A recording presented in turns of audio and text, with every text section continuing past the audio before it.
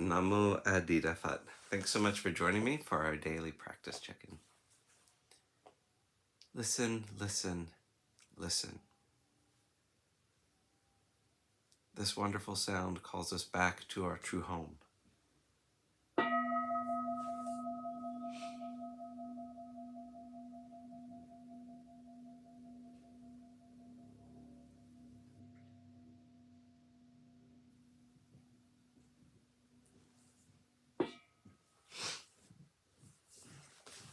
The second mindfulness training.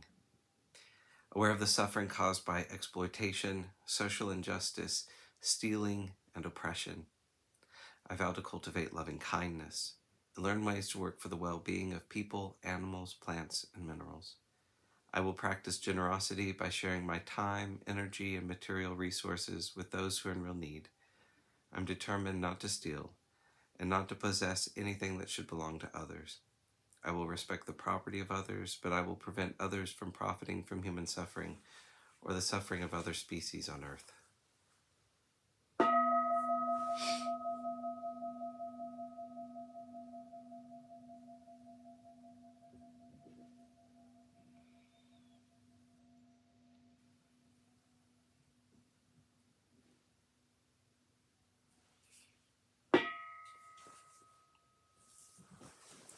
For our Dharma lessons, we've been reading Everything We Do Matters by the Venerable Wuling, and we're beginning at Chapter 9 today, Climate Change. With our thoughts, we create the world. Do no harm, do what is good. Purify the mind. If you cannot purify the mind, then do no harm and do what is good. If you cannot do what is good, at the very least, do no harm. Everything is manifested by the mind and altered by the consciousness. In other words, with our thoughts, we create the world. As Buddhists, we learn that our greed results in floods. Angry thoughts results in fires, and ignorant thoughts are the cause of disasters involving wind. This is causality. Every cause will have a result. As we continuously crave more power, more material goods and experiences, and we fail to obtain what we desire, the results, like natural disasters and environmental degradation, likewise intensify. When we look around, consider what we see: prolonged drought, more frequent tornadoes, record-breaking floods, hurricanes, and wildfires. These are the results of the three poisons of greed, anger, and ignorance. The terrible truth we are facing in the world today is that we are unable even to do no harm. We are poised at the brink of worldwide environmental collapse and have very likely already reached our tipping point. This is the point at which we have gone too far and are no longer able to pull back from the plunge into the abyss. The question becomes, how deep is the abyss? And then, how did we get to this point?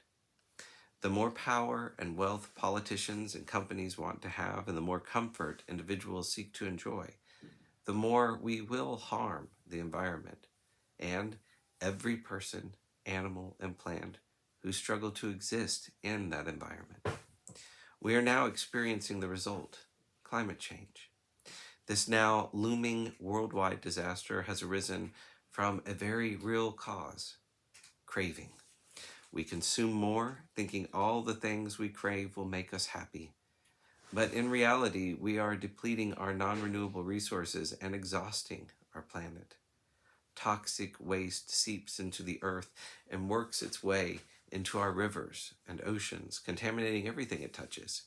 Our imported goods and exotic foods are transported around the world on ships, planes, and trucks that spew toxic fumes and pump tons of carbon dioxide into the atmosphere.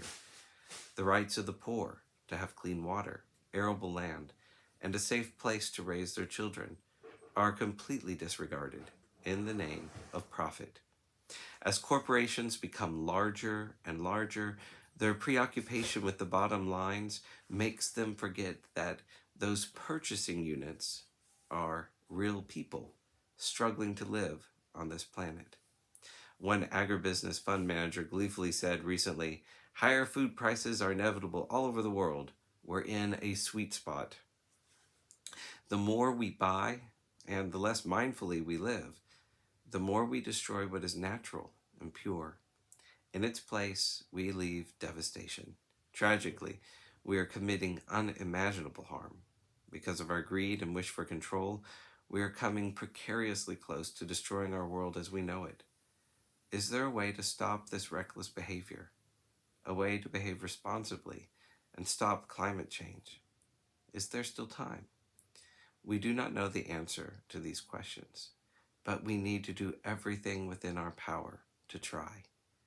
Even if everyone else does not do what is right, I alone will. Even if everyone else is doing wrong, I alone will not.